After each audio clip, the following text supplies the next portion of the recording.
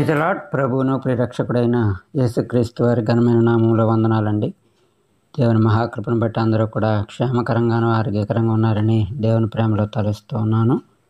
యేసుతో సహవాసం అనే ఆధ్యాత్మిక కార్యక్రమం ద్వారాగా ప్రతిదినము మనం దర్శిస్తున్న పరిశుద్ధాత్మ దేవునికే సమస్తమైన మహిమ ఘనత ప్రభావములు చెల్లునుగాక.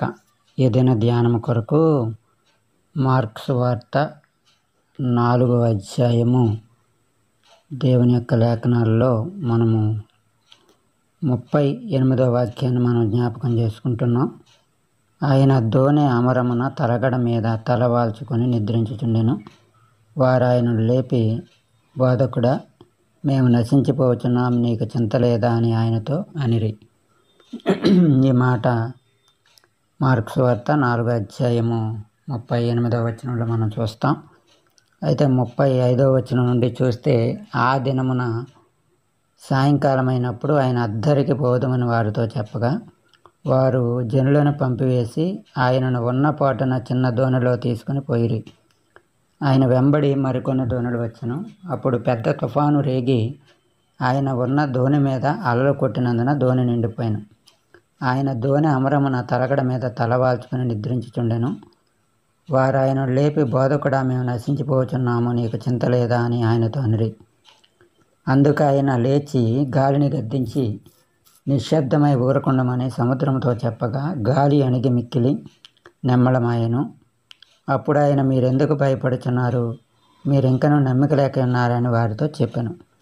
వారు మిక్కిలి భయపడి, ఈయన ఎవరో, గాలియు సముద్రం నీకు లోబడుచున్నవని ఒకరితో ఒకడు చెప్పుకొనిరి. ఈ మాటలు మనం చూస్తాం. ఇక్కడ యేసుక్రీస్తు వారు సాయంకాలం అయినప్పుడు అద్దరికి పోదామని చెప్పి మరి జనులను పంపివేసి మరి ఉన్నపాటున చిన్న దోణిలో తీసుకుపోయారంట. ఆయన వెంబడి మరికొన్ని దోణులు కూడా వస్తున్నాయి. అప్పుడు పెద్ద తుఫాను రేగి ఆయన ఉన్న దోణి మీద అలలు కొట్టినందున దోణి నిండిపోయింది. ఆయన అయితే దోణి అమరాన్న తలగడ మీద తలవాల్చుకొని నిద్రిస్తున్నట్లుగా చూస్తున్నాం. అయితే వారు ఆయన లేపంటున్నారు, బోధకుడా, మేము నశించిపోతున్నాం, నీకు చింత లేదా అని ఆయనతో అన్నారు.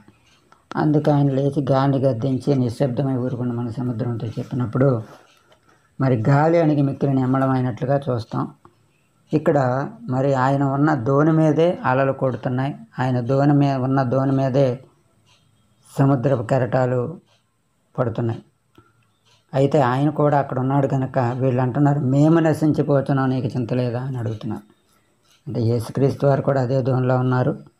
అయితే వీళ్ళకి ఏంటంటే, మేమే నశించిపోతున్నాం, నీకు చింత లేదా అని ఆయన ప్రశ్నిస్తున్నట్లుగా మనం చూస్తాం. ఆయన అంటున్నాడు కదా, మీరు ఎందుకు భయపడుతున్నారు, మీరు ఇంకా నమ్మిక లేకుండా ఉన్నారా? ఎందుకంటే దోణిలో ఆయన కూడా ఉన్నాడు కనుక భయపడాల్సిన పని లేదు. ఆయనే సముద్రాన్ని గాలిని గద్దించి నెమ్మళపరచగలిగిన దేవుడు. నెమ్మళపరిచిన దేవుడు వారితో ఉన్నారు అని వారు విశ్వసించలేకపోతూ ఉన్నారు. ఈరోజు చాలా పరిస్థితుల్లో కూడా మనం కూడా అటువంటి చిన్న చిన్న అలలు వస్తున్నప్పుడు, చిన్న చిన్న ఉపద్రవాలు వస్తున్నప్పుడు మనం కూడా చాలాసార్లు అదే ప్రశ్న వేస్తున్నామేమో. ఒకసారి మనకు మనమే విమర్శ చేసుకోవాల్సిన వారుగా ఉన్నాం. ఆయన గాలిని సముద్రాన్ని గద్దించిన దేవుడు, మనకున్న ప్రతి చిక్కుల నుండి సమస్యల నుంచి విడిపించగలిగిన దేవుడు అని విశ్వాసంతో ఆయన వైపు చూసినప్పుడు ఖచ్చితంగా ఆయన కార్యాలు చేస్తాడు. ఆయన ఉన్నాడు, ఆ దోణిలోనే ఉన్నాడు. ఆయన చెప్పాడు ఆల్రెడీ వాగ్దానం, నేను కాపాడువాడు కొనుక్కొని నిద్రించడని.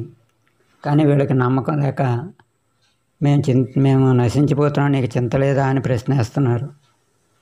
ఈ రోజుల్లో మనం కూడా అలా ప్రశ్న వేస్తున్నామేమో. ఒకసారి మన యొక్క జీవితాలు మనమే ప్రశ్న చేసుకుని మరి ఆయన మీద పూర్తి విశ్వాసంతో మరి ఆయన గాలిని సముద్రాన్ని నమ్మలపరచగలిగిన దేవుడు, వాటిని తన ఆధీనంలో స్వాధీనంలో తీసుకురాగలిగిన దేవుడు. ఎన్నో కెరటాలు లాంటి ఉప్పెన లాంటి పరిస్థితులు మన జీవితాల్లో వస్తున్నప్పటికీ కూడా వాటన్నిటి నుంచి తప్పించగలిగిన దేవుడు ఆ దోణిలోనే ఉన్నాడని ఆనాడు శిష్యులు మర్చిపోయారు. ఈరోజు లోకంలో ఉన్న నీవు నేను కూడా మర్చిపోయి అనేక సార్లు చింతిస్తున్నామేమో. ఆయన దేని గురించి చింతపడొద్దు, నీ చింత యావత్తు నా మీద ఏమని చెప్తున్నాడు. ఈ సమయంలో ఆనాడు అమరం మీద ఉన్నట్లుగా ఈరోజు నీ నా హృదయాల్లో కూడా ఆయన వేచి చూస్తూ ఉన్నాడు మన విశ్వాసం ఎంత ఉందని.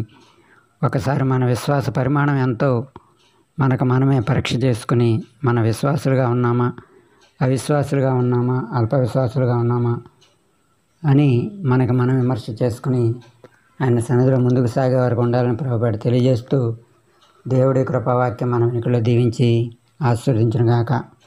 ప్రార్థన. పరిశుద్ధుడా, ప్రేమగల తండ్రి, మీ ఘనమైన నామమున స్తోత్రాలు. ఆనాడు ధోనిలో మీరు ఉన్నప్పటికీ కూడా శిష్యులు భయపడ్డారు. ఈరోజు మీరు మాతో ఉన్నప్పటికీ కూడా మేము కూడా అనేక పరిస్థితుల్లో చింతిస్తూ భయపడుతున్నామేమో.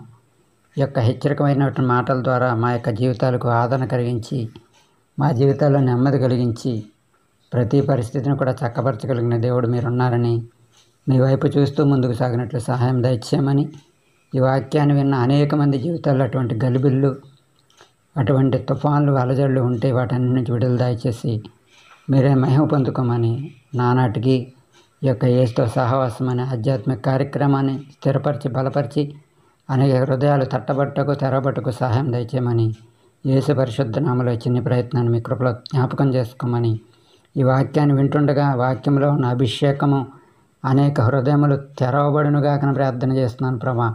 అనేక మంది స్వస్థ పడుదురుగాకని ప్రార్థన చేస్తున్నాను ప్రభా.